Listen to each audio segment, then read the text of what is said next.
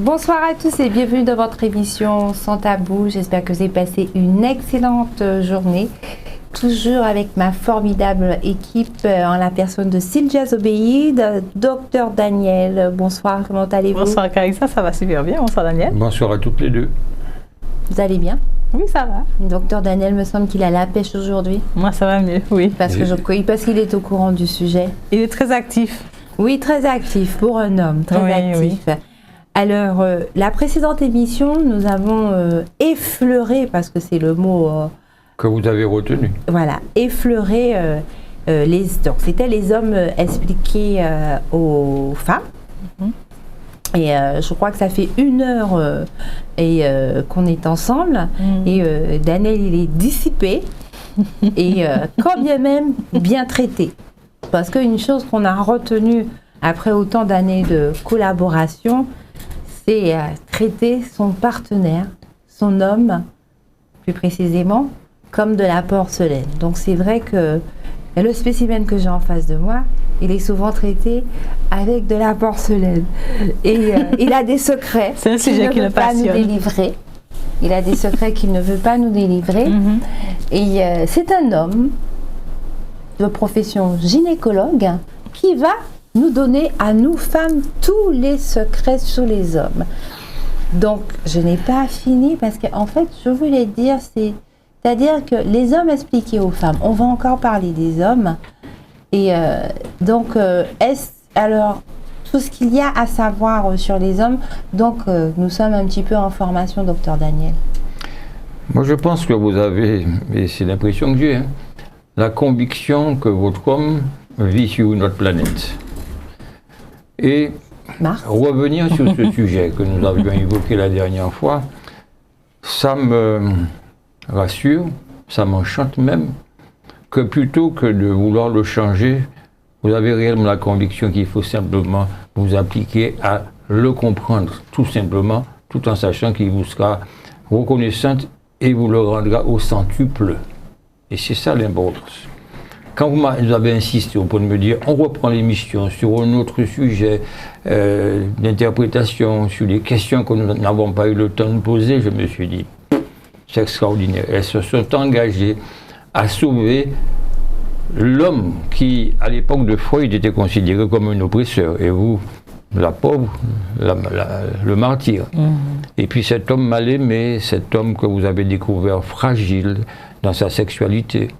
Et aujourd'hui, cet homme qui finit par se reconnaître à travers votre empathie. C'est-à-dire, à la limite, sans pouvoir être, je dirais, forcément féministe, l'homme se retrouve aujourd'hui dans la part de sa féminité, qui voudrait bien exposer. Mais tant longtemps, on l'a, je dirais, érigé, sans jeu de mots, avec des adjectifs du genre « toujours bien debout dans ses baskets ». Toujours vigoureux, toujours pénétrant, voire dominant, toujours vertical. Alors que ce qui l'oppose à vous, c'est l'horizontalité, l'accueil et par moments la domination. Donc il n'y a pas à faire ce parallèle, ni non plus cette opposition, mais j'attends avec impatience les questions qui vous empêchaient de dormir et que vous aimeriez élucider, pour être mieux avec votre partenaire. Alors, parce que, je continue, puisque quand vous me donnez la parole, c'est difficile de m'arrêter. Souvent, tous les conflits, toutes les malentendus au sujet du sexe dans le lit, tous les conflits de couple sont souvent et très souvent des différences d'interprétation. Parce que non seulement les sentiments et les comportements au masculin et féminin, ils s'expriment sur un ordre tout à fait différent. Et c'est planter cette opposition qui nous permet d'être complémentaires, ne serait-ce que dans la relation pure et dure du sexe. Alors j'entends votre première question. On parle des problèmes de sexe dans le lit, c'est pas fait pour ça. J'espère bien que vous communiquez dans un langage non verbal, quand même. Oui, mais Ah oui, le regard. C'est pas dans le lit qu'on va parler des problèmes de sexe. Non, de toute façon, est-ce que arriver dans le lit, c'est le lieu, c'est le moment de parler des problèmes. Donc j'ai entendu que bon, les femmes avaient un petit côté oppresseuse. Donc je suppose qu'effectivement, c'est après être sorti du lit qu'on commence à parler des problèmes. Non, j'ai évoqué l'oppression en parlant de l'homme. J'ai parlé du martyr en parlant de la femme.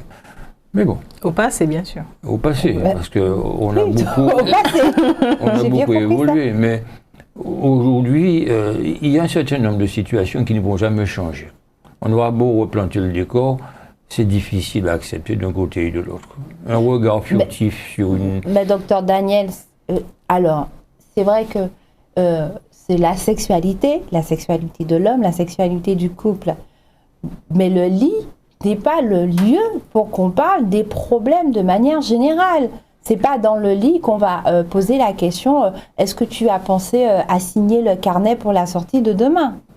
Alors, si vous êtes convaincu et que vous insistez à ce sujet, je pense que vous commencez à évoluer positivement. Donc, évoluons sur le sujet qui vous préoccupe. Dans les questions, Sylvia. Puisque Sylvia, voilà, justement, elle depuis un moment, ça fait 1 heure qu'elle baille. Après avoir pris 2 cafés, alors donc j'aurais aimé savoir qu'est-ce qu'elle a fait. En fait, comme la dernière fois, on a parlé de la physionomie de l'homme, n'est-ce pas? On a mis des images. Oui. De l'anatomie. Et voilà, donc ils sont tous faits, ils sont tous parés des 3 mêmes organes. Mais vous parlez tout simplement du costume 3 pièces. Voilà, du costume 3 pièces. Ouais. Cependant, il y a des différences. Oui. Il y a des différences de taille, de forme. Même en érection, on peut avoir des hommes qui sont en virgule, qui ne sont pas droits, puisqu'on parlait de verticalité, qui portent sur le côté. Et souvent, l'homme se juge par rapport à sa grosseur, sa taille, sa longueur. Vous savez, l'alphabet... La taille et la longueur. L'alphabet, vous Est-ce qu'on peut changer tout ça? L'alphabet, j'espère que vous l'apprenez à votre jeune âge. Quand vous parlez de virgule, pensez plutôt à votre grand-père. Apostrophe alors. Un Nike. Ou un arc, ou déviant d'un côté ou de l'autre. Voilà, déviant. Oui, ça existe. Oui. On ne peut quand même pas baliser tous les âges de 9 à 77 ans. Mais l'avantage pour un homme, c'est que son sexe est extérieur. Non seulement extérieur, il est visible et éloquent. Alors, éloquent, ce n'est pas parce qu'il est là et qu'il faut absolument l'admirer. C'est qu'il parle de lui-même. Et vous savez comment l'interpréter lorsqu'il est tout penaud, mesurant 6h30, vous avez une différence lorsqu'il est en érection et vous devez considérer votre partenaire tout simplement pas comme un addict au sexe, mais un homme en bonne santé. Et il est bien content de le faire, de le montrer, parce que quand bien même il serait anxieux, quand bien même il serait dans un rapport de fatigue, au moins à ce niveau-là, il se porte bien. Et c'est l'intérêt de le dire, parce que l'érection, qui est tout simplement un réflexe, il ne peut exister en dehors de maladie que lorsque l'individu se porte bien sur le plan vasculaire, sur le plan neurologique, sur le plan émotionnel, sur le plan psychologique. Donc l'homme vertical, pour lui, c'est dans son ADN de pouvoir être toujours debout en certaines circonstances. Quand je dis certaines circonstances, je mesure mon propos parce que je vais ajouter qu'en face, il faut quelque chose qui stimule.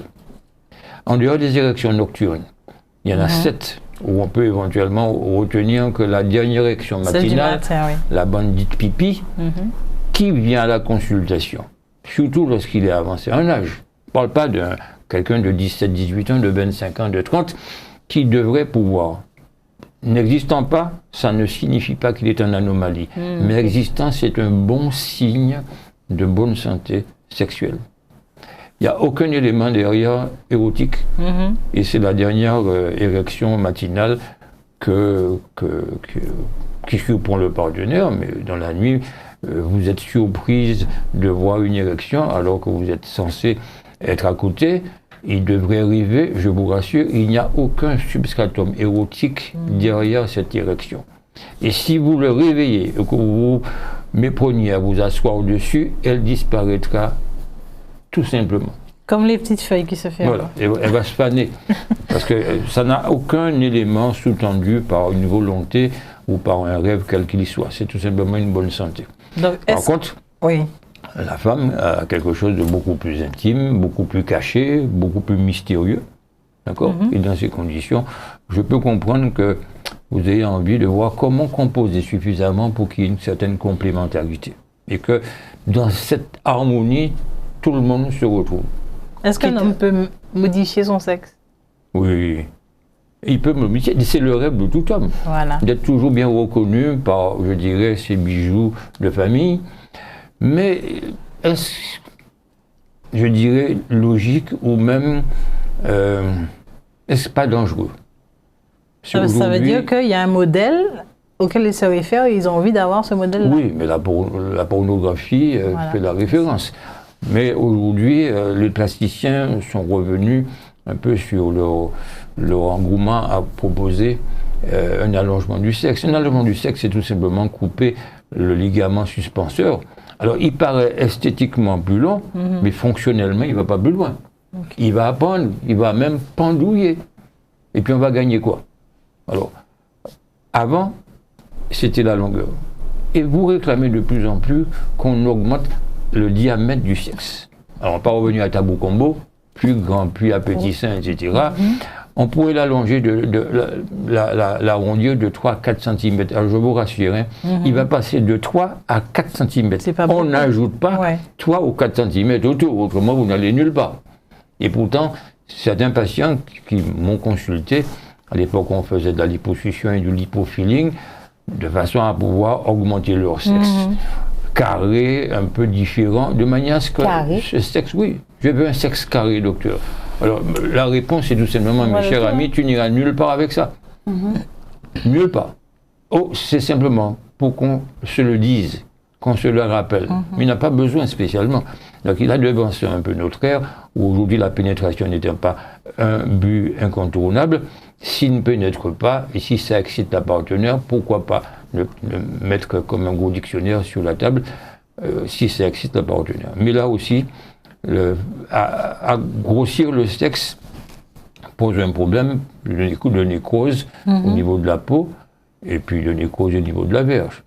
Donc aujourd'hui, il faudrait ne pas insister, parce que les choses ayant changé, des histoires de vaginales et de clitoridiennes étant passées au second plan, toutes elles sont clitoridiennes superficielles ou profondes, donc même un petit zizi, d'accord, pour peu qu'il frétille, ça marche, et puis alors que les grosses sembleraient de plus en plus somnolents. Donc j'avoue que changer un sexe, c'est faisable, aujourd'hui pas raisonnable, même dangereux, et puis aujourd'hui, vous interrogez à tour de bras, eh bien, il faudra vous y faire, à mieux connaître votre carte de tendre, connaître votre anatomie, connaître vos réactions, apprendre vos partitions, parce qu'on devient virtuose qu'en répétant encore. Donc l'orgasme étant tout simplement une compétence qu'on acquiert avec l'ancienneté, n'accusez pas vos partenaires chaque fois de ne pas avoir un gros zizi, de ne pas avoir un zizi suffisamment long qui pénètre jusqu'au fond. Au fond, il n'y a rien, dans la mesure où le vagin représente un entonnoir, avec au fond quelque chose d'évasé. Tout se passe dans les quelques centimètres vers l'extérieur. Surtout que la zone G étant pas très loin, j'avoue que quand vous excellez à ce niveau, moi je pense que vous êtes acceptable pour ce faire. Alors justement, comme on est rentré très vite dans le vif du sujet, donc comme on parle de zizi, donc comme on parle de zizi, donc apparemment, on saura un petit peu tout sur le zizi ce soir. Donc la taille et la grosseur. Donc il est vrai que je dirais que au-delà de la pornographie, le physique joue sur le fait que bon, on voit un homme de 1m80 qui est bien bâti, on se dit tout de suite, à tous les coups, il a ce qu'il faut dans le pantalon. Alors, donc on s'imagine. Autant regarder son gros orteil et son talon chez une femme pour savoir à quoi on a affaire. N'allez pas simplement commander sur pièce. Hein. il vaut mieux l'accompagner chez un gynéco pour pouvoir... c'est chat en sac. Hein. Bon, ben, je ne vais pas regarder tes pieds vu que tu n'as pas de chaussures, donc continue à te regarder dans les yeux. Donc je reviens toujours sur la taille. C'est 14-16 cm, une voilà. moyenne. Tu peux nous montrer mais ça? on a entendu que 14 nous sommes en direct. Non, la réaction. Montre-moi avec tes doigts. C'est pas grand-chose, 14-15 cm. C'est suffisant. Et la verge au départ ne préjuge pas de son allongement. Il peut être apparemment petit et s'allonger beaucoup plus que celui qui serait au départ, je dirais, apparemment plus long. Alors, je pense que certains téléspectateurs qui vont se dire 14-15 cm vont certainement aller prendre une cuillère à soupe et puis se dire mais qu'est-ce qu'il raconte, ou bien il y en a même qui vont se dire mais pas du tout, elle fait pas 14-15 cm, qu'est-ce qu'il raconte, parce que ils sont sur du limite 22 cm, 25 cm, mais... Ah ouais, mais depuis que l'Ukraine existe, tout le monde est au 22 aujourd'hui. Tu l'as quand même dit que la taille, c'est pas ce qui garantit le plaisir, c'est pas c'est pas ce qui garantit le plaisir, c'est pas ce qui va forcément emmener la partenaire et avoir un orgasme, mais il est vrai que certains, je suppose, dans les vestiaires, lors des cours de PS, doivent se cacher, ça doit créer des complexes, mais au-delà quand même, il y a quand même ceux qui en ont, je vais le dire clairement, une très grosse, et c'est un embarras. Un embarras, ils sont souvent rassurés, parce que c'est une naturalité, je dirais, réconfortante que d'avoir une érection et un pénis conséquent. Mais c'est fonction de la partenaire, et c'est fonction de l'ambiance de la relation. Donc lorsqu'ils consultent, et nous avons l'avantage de plus en plus de voir les femmes s'inviter à la consultation, surtout lorsqu'on convoque l'intimité du couple. Je dis convoquer parce que c'est pas évident de pouvoir en parler. Et le fait de voir madame à la consultation nous porte énormément de renseignements sur l'ambiance du couple parce qu'elle a son avis, elle le donne. Elle ne se gêne pas pour le donner, même si elle a l'intelligence de bien vouloir quitter la scène pour aller dans la salle d'attente et laisser monsieur à la consultation. Parce que c'est elle le premier témoin à charge, certes, mais il vaut mieux l'éloigner de façon à ce qu'il expose sa situation.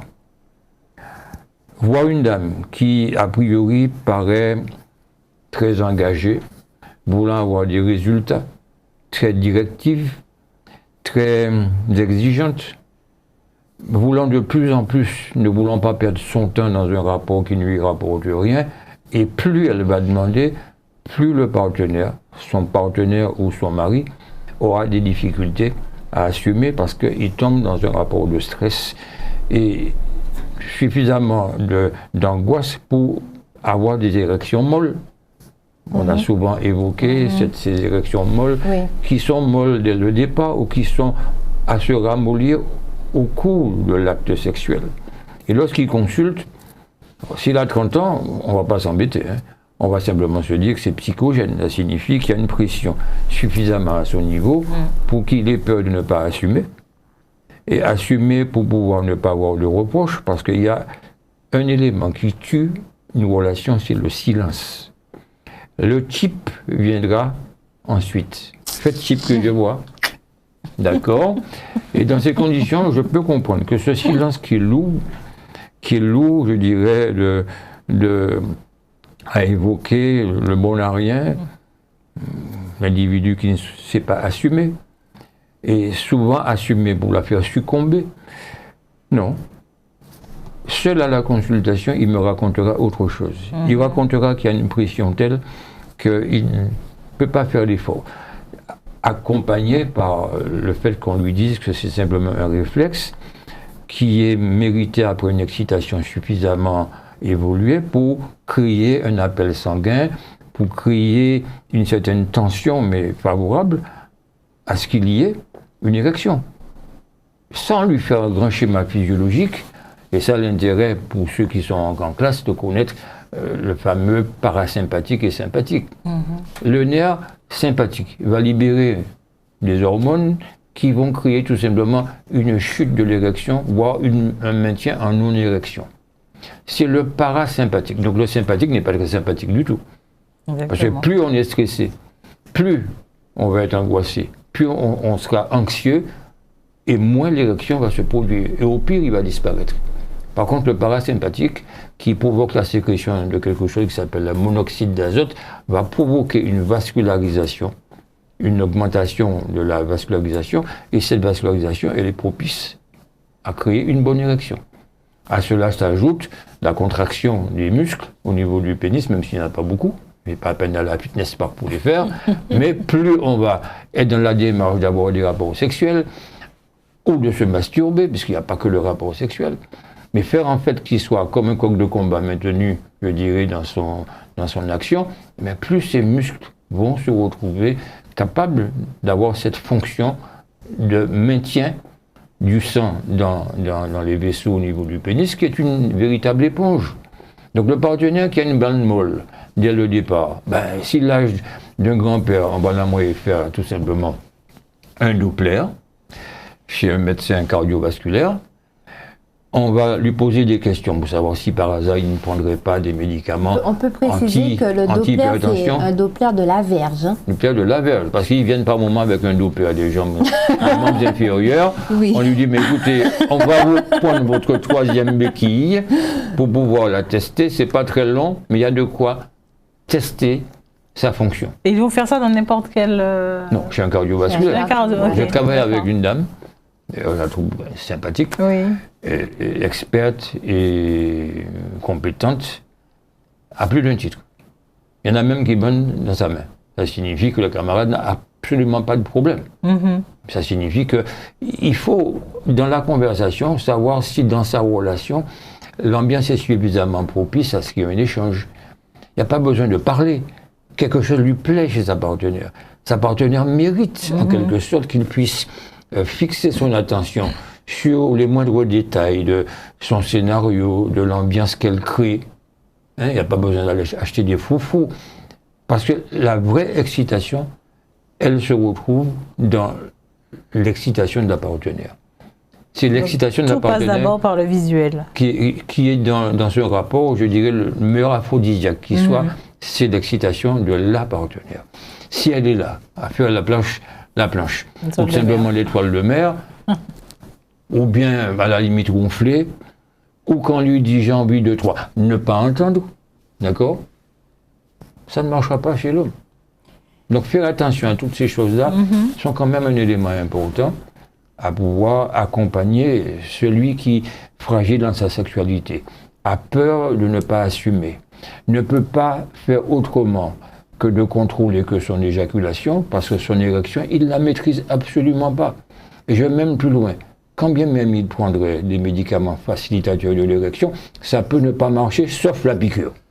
Il peut bander devant une inspection d'impôts. Mais avec les autres médicaments, qu'ils soient les comprimés, qu'ils soient les gouttes à mettre dans la verge, s'il n'y a pas quelque chose en face, ou une ambiance favorisant l'excitation, ça peut être une pensée, pas forcément vous regarder, penser à quelque chose d'autre qui l'aurait stimulé, pourquoi pas. Son imagination et son imaginaire lui appartient en propre. Il ne faudra pas, je dirais, exclusive que vous êtes de temps en temps, chercher à savoir exactement si chaque réflexe qu'il peut avoir doit vous revenir avec des intérêts ajoutés. Non. Il faut comprendre que ça ne se maîtrise pas, une érection. Ça se mérite. Ça se mérite. Sauf. Oui, mais on n'a rien sans peine, donc tout se mérite. Oui, il n'y a aucun problème. Mais il ne peut pas maîtriser son érection. Il ne va pas se dire, comme Lucky Luke le ferait, à vouloir dégainer, je veux bander, que ça marche. Mais il y a des hommes qui bandent tout le temps. Oui, il y a des pathologies qui les amènent à bander tout le temps. Mais il y a des hommes qui bandent tout le temps, parce qu'ils ont un âge et la physiologie suit derrière.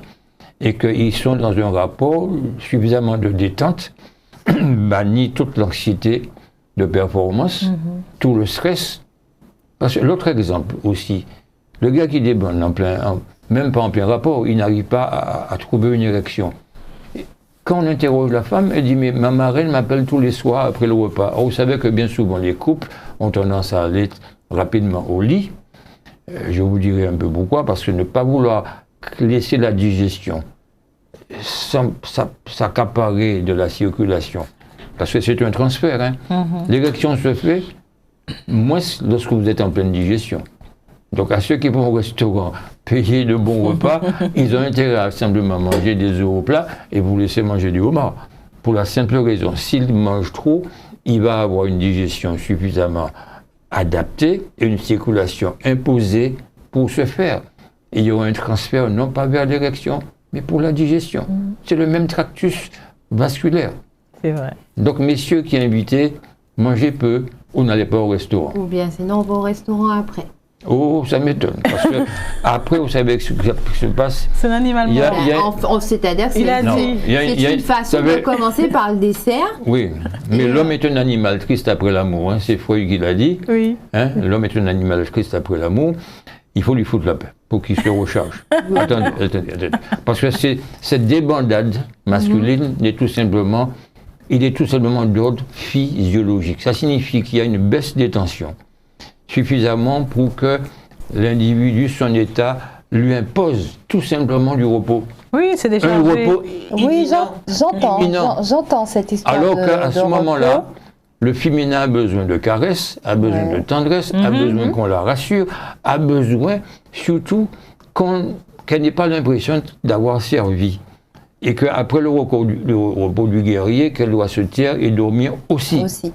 Oh, c'est pas possible. Ben non. Donc l'homme intelligent, l'homme instruit, il commencera en prenant de l'âge, mais aussi de l'expérience, à ne pas forcément éjaculer, ne sachant pas si vous devez réclamer.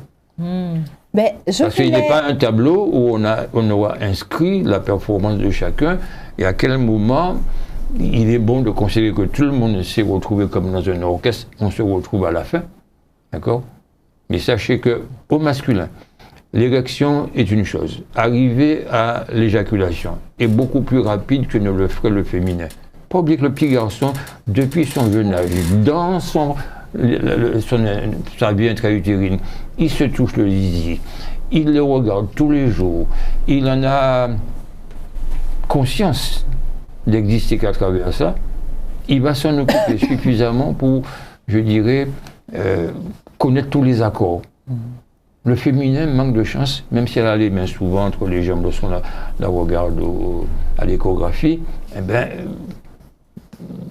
la nature s'impose, elle doit apprendre l'orgasme, elle doit apprendre à jouir, elle doit apprendre ses partitions, elle doit apprendre ses arpèges et elle doit savoir comment elle peut fonctionner. Et l'intelligence voudrait qu'elle accompagne son partenaire à mieux la découvrir. Alors, l'homme est un animal triste après l'amour. Donc, bon, on va dire, j'ai essayé d'édulcorer la chose en disant qu'on peut commencer par le dessert et puis après on passe au plat de résistance. Donc, on a bien compris quand je parlais du dessert de quoi je parlais exactement. Donc oui, on entend bien, je suis d'accord, c'est un homme en plus qui explique les choses. Donc alors, je il respecte. faudra adapter le vocabulaire. Oui, il faudra adapter. Parler de dessert, c'est une chose. Moi, je dirais à la limite, il serait mieux de prolonger faire les l'amour préliminaires. avant prolonger les préliminaires. Oui, il y a les préliminaires, c'est vrai qu'on va revenir Non, sur pour les qu'il y ait, je dirais, une tension d'excitation à peu près au même niveau. Sans vouloir absolument exploser en même temps. Quand on dit tension d'excitation au même niveau, c'est-à-dire sur le même pied d'égalité, à savoir l'excitation c'est simplement chacun vit son histoire. L'excitation, parce que j'ai envie de dire que on arrive vendredi, oui, ça fait cliché, on arrive vendredi, mon mari me sort, il m'emmène au restaurant parce que le vendredi c'est le soir du restaurant, donc je suis sûre que ce soir il va me faire l'amour comme un dieu.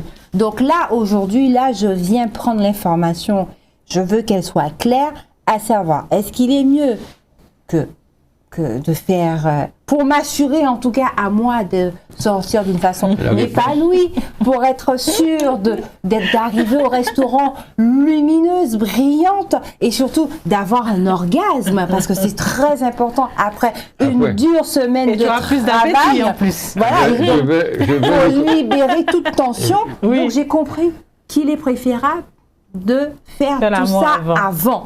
Alors, et derrière, non mais je continue. Avant, mais ne pas aller au restaurant, ça n'a aucun intérêt. Parce qu'il y a trop souvent cet ingrédient qui est ajouté, ce restaurant ou un pot, c'est sûrement inutile. Non, on va pas parler des impôts, c'est bientôt que ça arrive, donc vous me parlez pas. Non, un pot.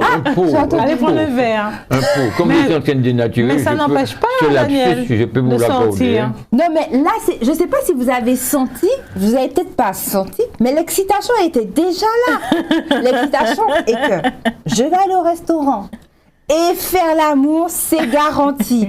Derrière ça, l'orgasme, psychologiquement, il est garanti. Donc, bon, on est quand même dans un couple, on est dans de la communication, on est dans l'échange, donc pas dans le conflit, parce que c'est vendredi, après vendredi, il y a samedi, dimanche. Donc là, tout va bien, mais il faut négocier. Souvent, vous êtes trop dans l'amour comptable, et c'est ça. Non, je n'ai pas de l'amour comptable. Elle parle d'organisation, voilà. Non, je veux savoir quelle négociation faire. Parce que, tout simplement, parce que oui, l'émission, c'est l'homme expliqué aux femmes, on parle de... Mais moi, je veux pour qu'il n'y ait pas de conflit, pour qu'on soit clair. Bon. Qu'est-ce que je dois proposer? Le langage dépoétise. À mesure que vous avancez dans votre propos, le langage dépoétise l'ambiance. Ah. Et pourquoi Mais je suis tendue, parce que je ne sais pas. Oui, je suis votre cheminement. Mais non, Daniel a expliqué que quand on mange... Oui, mais ça c'est... mais elle est dans le rapport comptable. On va ça, c'est pas important, ça. Elle ne veut pas être déçue, ça n'a rien à voir avec comptable. Mais j'ai envie de vous dire, je n'ai que faire des problèmes de digestion de mon mec. Le problème, c'est qu'il faut faire avec. Mais c'est pas mon problème. Mais c'est mécanique. Il gère ses ballonnements. C'est justement à ce niveau-là qu'il vient consulter pour se dire, mais écoutez, voilà.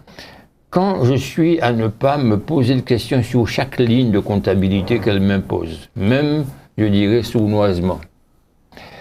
Parce que le corps a une mémoire, et la verge encore plus parce qu'elle dépend du cerveau.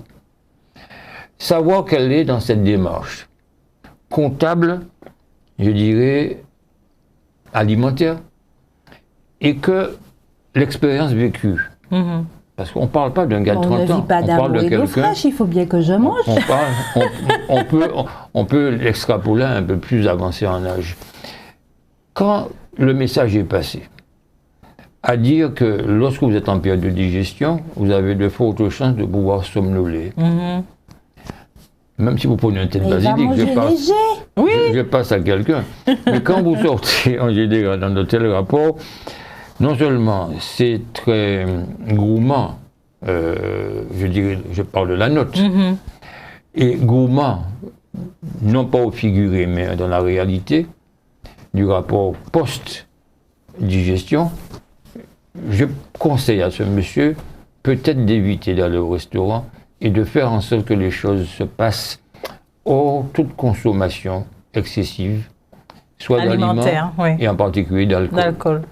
Bon, donc là, sortons dans l'amour comptable. On n'est pas dans l'amour comptable, j'ai jamais dit, c'est pas dans un intérêt, non. Les mots utilisés me déplaisent. Elle veut sécuriser son orgasme. Donc, non, sécuriser son orgasme, si elle sait, pas du tout. Si elle est dans un rapport confiante en elle-même, elle ne se posera pas le problème. Mais souvent, celles qui sont dans un rapport de montre religieuse... Elle part même gagnante. Tout ça me dérange. Hein. Mais elle part triomphante. Gagnant, triomphante. Mais elle l'a mérité.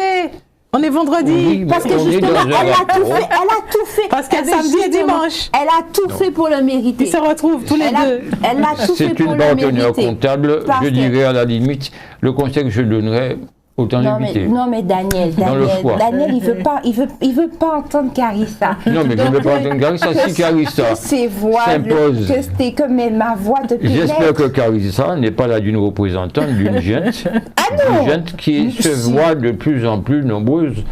En tout cas, moi je pense que Carissa a raison, c'est mieux de faire l'amour avant et d'aller au resto après. Il va ce dormir. sera encore meilleur parce qu'on Il va va pas refaire dormir. l'amour après. Il attend un petit moment. Non, mais ce sera D'accord, meilleur bon. parce que Vous allez mettre aura votre envie de cuisine refaire. comme vous voulez dans votre Trêve de programme. plaisanterie. Alors non, trêve de plaisanterie. Là où je veux en venir, c'est-à-dire que d'une certaine manière, c'est pour ça que je te parlais d'excitation. C'est pour ça que je te parlais d'excitation, parce qu'il faut susciter. Est-ce que c'est susciter? Bref, il faut quand même, oui, stimuler, il faut donner envie. Donc, chez la femme, on peut dire que c'est inné, c'est-à-dire dans toute cette tu vois, je perds mes mots. Mais oui, il Dans vaut toutes ces- mieux les perdre. dans toutes ces- mais non, mais Il vaut c'est mieux toi les qui perdre. fais ça. C'est dans toutes ces préparations. Parce que oui, Daniel va dire j'ai les parfums, tout ça de temps pour quoi? Pour aller au restaurant, Se coiffer, reste comme se faire si tu n'as pas belle. besoin de tout Ouais. ça. Mais quand bien même, C'est pas on une le fait critique, par hein. envie. Moi, c'est très mais catalyseur ce que je dis. on le fait surtout pour vous faire plaisir, pour le côté smell, le côté, tu vois, tout ça là, éveiller les Si sens. Sam savait qu'il y avait Donc, peu d'importance à tout cela. Oui, là, c'est ce qu'on dit pour le moment. Mais derrière ça, donc, quand je disais, parce que, bon, oui, lui, il y a aussi l'excitation je suppose que chez l'homme, il y a l'excitation. Donc, peut-être que lui, il doit se poser la question. Quand il entendra ça, waouh, il faut peut-être pas que je prenne une entrecôte, je vais peut-être prendre du poisson ce soir. Ah ouais, mais il faut pas que le poisson, c'est du thon, parce que pour peu de temps que ça... Donc, qui ça manque à faire?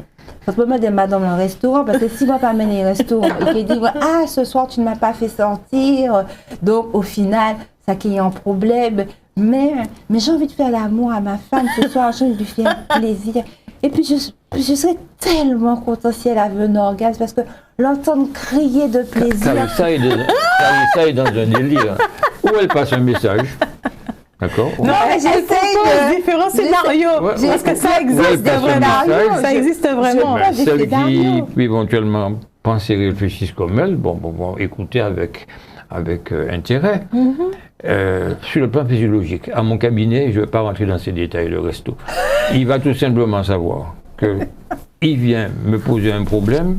En l'interrogeant, il va me porter ces éléments, ces ingrédients qui me permettront d'avoir une stratégie à lui proposer.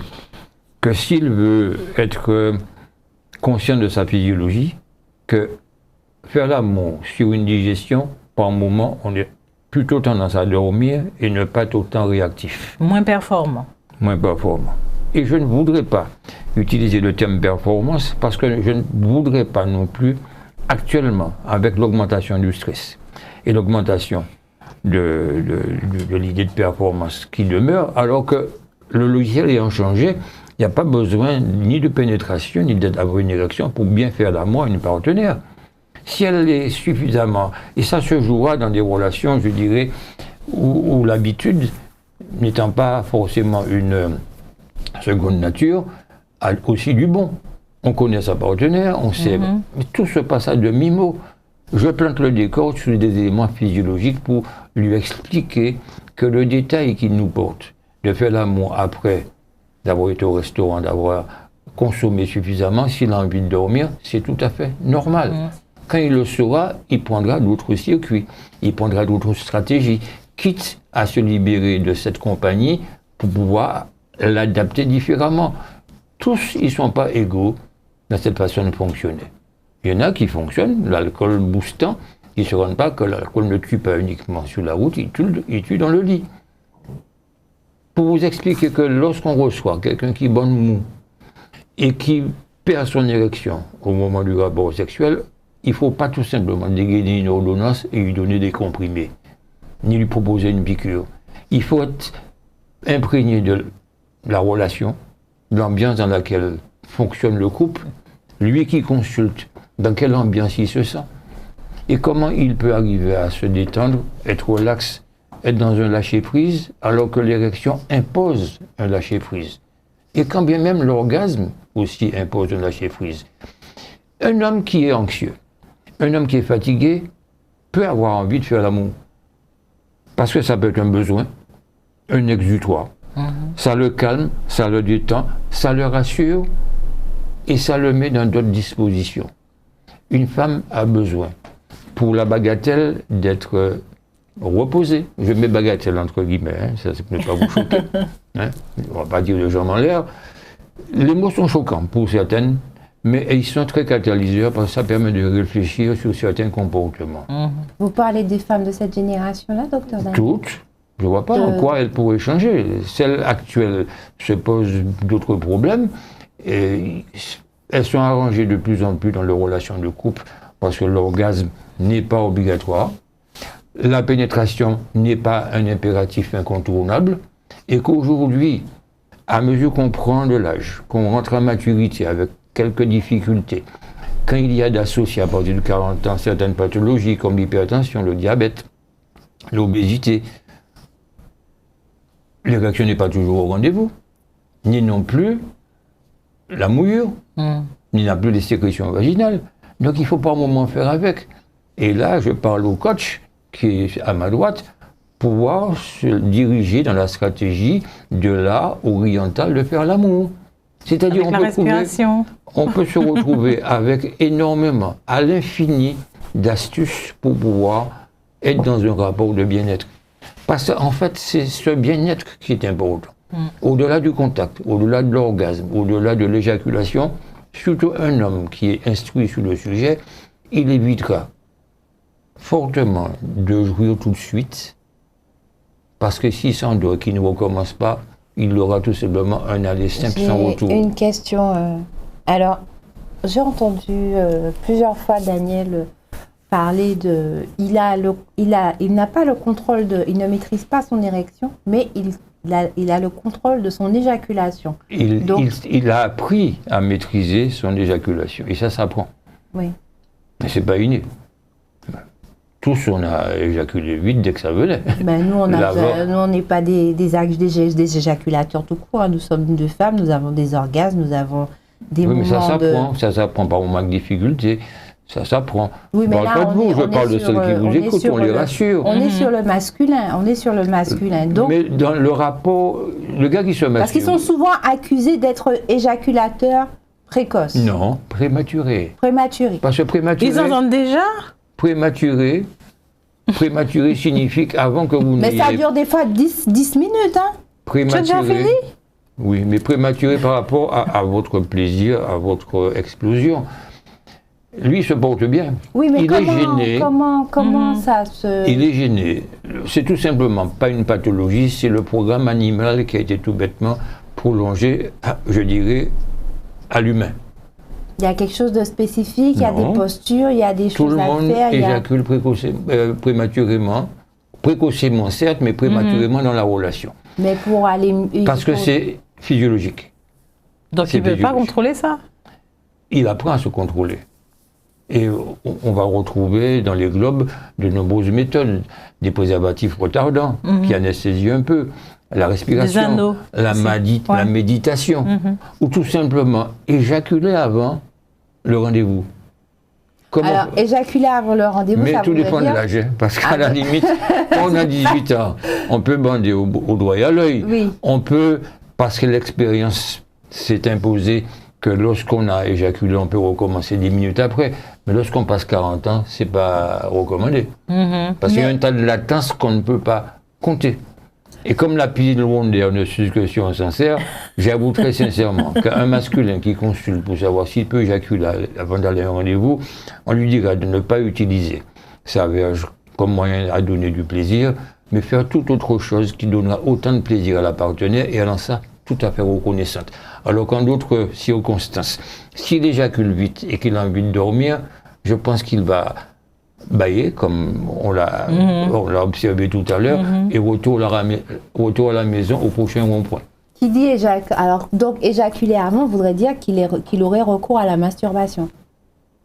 Oui, il se masturbe avant, et puis ça a été une époque, hein. Même pour jouer au foot, on nous demandait de nous masturber avant de rentrer sur le terrain parce que le cœur se ralentit, mais on a 18 ans, on a 20 ans, on n'a pas 60 ans. Faire ça, c'est un aller simple, tout simplement au sommeil. D'ailleurs, quand on parle de masturbation, on parle souvent de masturbation masculine. Est-ce que ça veut dire que les hommes se masturbent plus que les femmes? J'espère que je masturbe autant. Mais c'est pas ça ma question. Est-ce que les hommes se masturbent plus que les femmes? Il faut que la famille micro-trottoir pour savoir. C'est vrai ça. D'accord, donc la prochaine question à poser. Et vous verrez que personne ne répondra. Donc, en attendant, on vous demandera comme professionnel, pardon. J'ai pas entendu. En attendant d'avoir la réponse à cette question. Non, mais tout. La question est posée. En consultation, on leur pose. Même aux religieuses, on leur pose la question. Il y en a qui sont en faisant un signe de quoi dire, mais Seigneur, j'espère bien, docteur. Et alors, où est le problème derrière tout ça? Il n'y a pas de problème. C'est le moyen, je dirais, c'est le somnifère le plus physiologique qui soit. Somnifère? C'est l'anxiolytique le plus naturel qui soit. Ça détend. Mais ça, c'est pas aller dormir, tout ça. Ça détend, ça calme, ça... Kennedy, il faisait l'amour plusieurs fois par jour parce que ça stimulait son cerveau.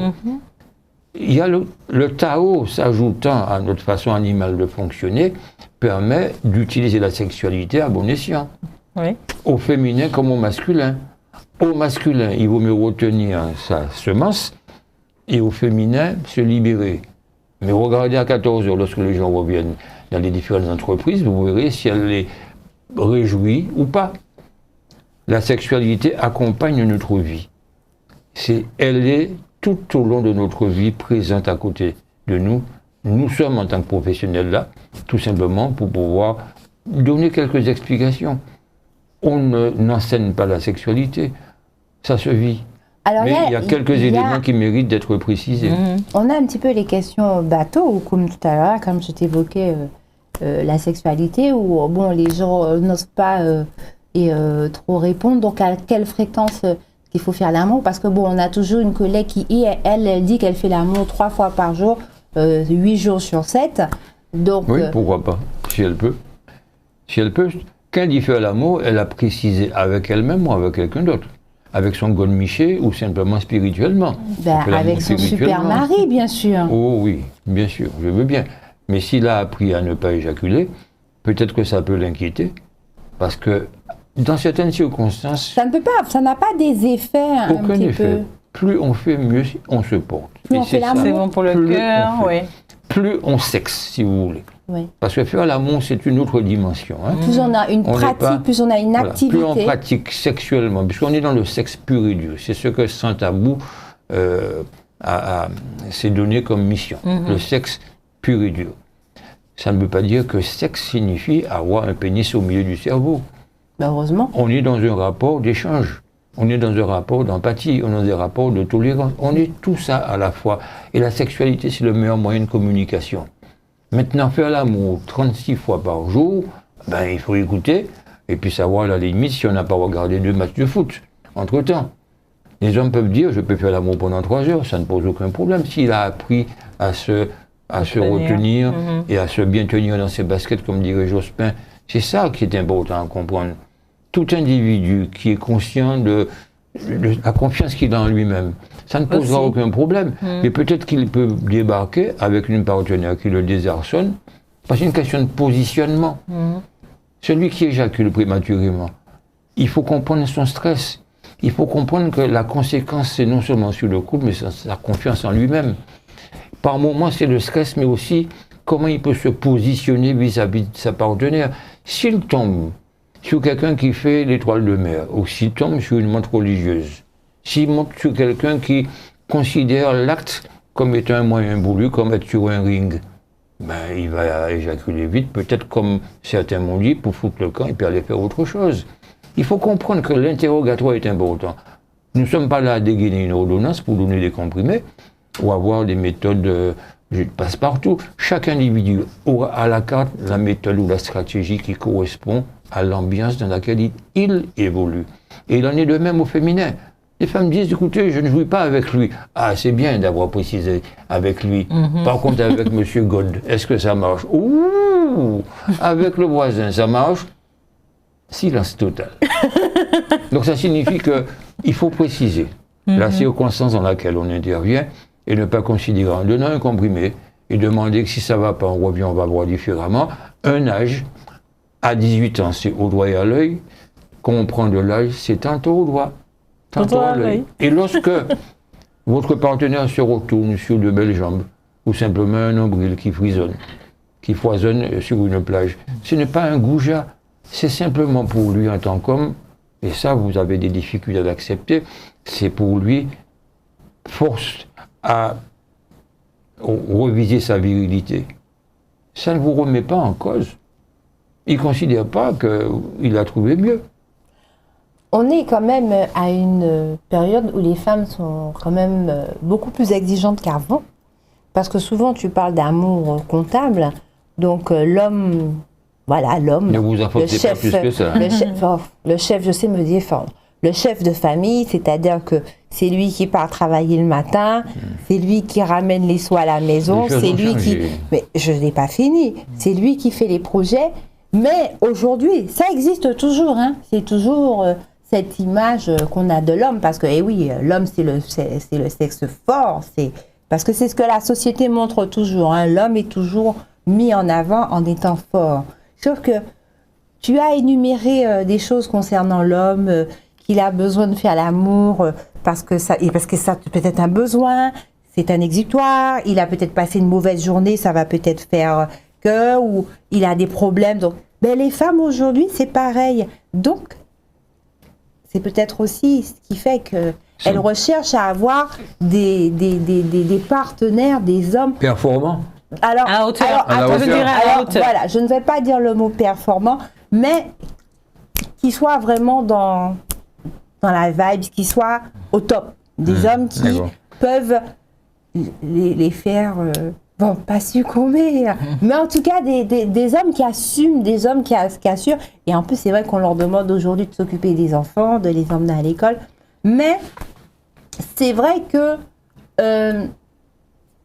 il y a beaucoup de mouvements, je ne vais pas dire lesquels, je ne vais pas les citer, qui fait qu'on est arrivé, puisqu'il y a le phénomène des sextoys, il y a, et derrière ça, oui, non, mais là, ça prend beaucoup d'ampleur, parce qu'on a, en tout cas, à titre personnel, j'ai le sentiment que la notion de plaisir, la notion, on est vraiment dans de la consommation, de sexe, dans la recherche d'orgasme, mais tout ça, c'est, j'ai envie de dire qu'une fois qu'on est arrivé à là, elle est arrivée, et elle a eu son orgasme, il est arrivé à jouir, ça y est, c'est fini là.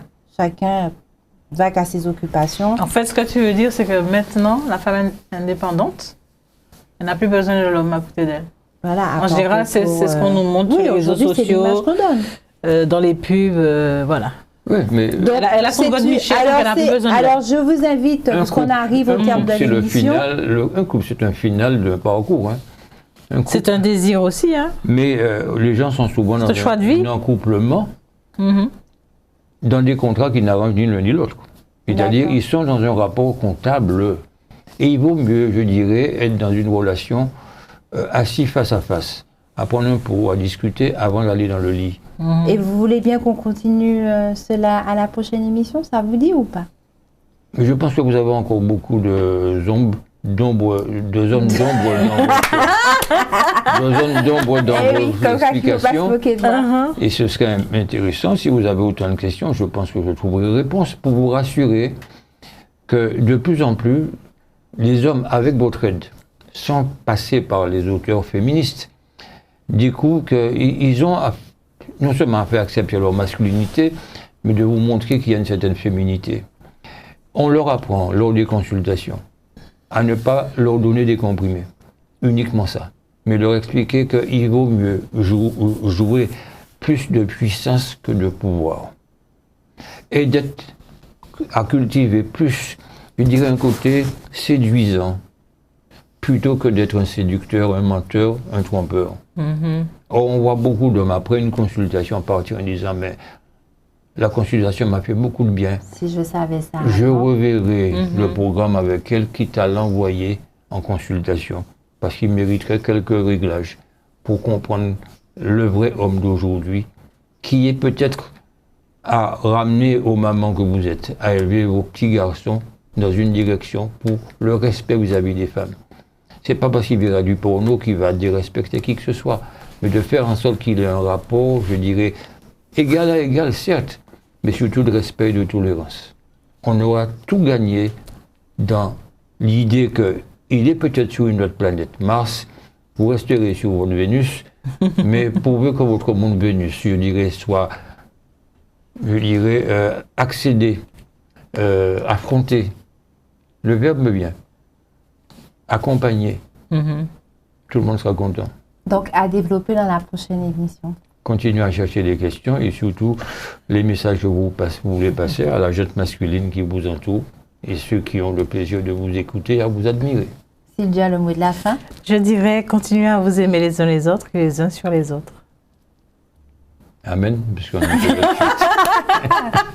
En tout cas, merci à vous tous les deux pour ce moment qui fut excellent. Merci d'avoir suivi cette émission Sans Tabou. Je vous souhaite de passer une excellente soirée. Je vous dis à très bientôt. Au revoir.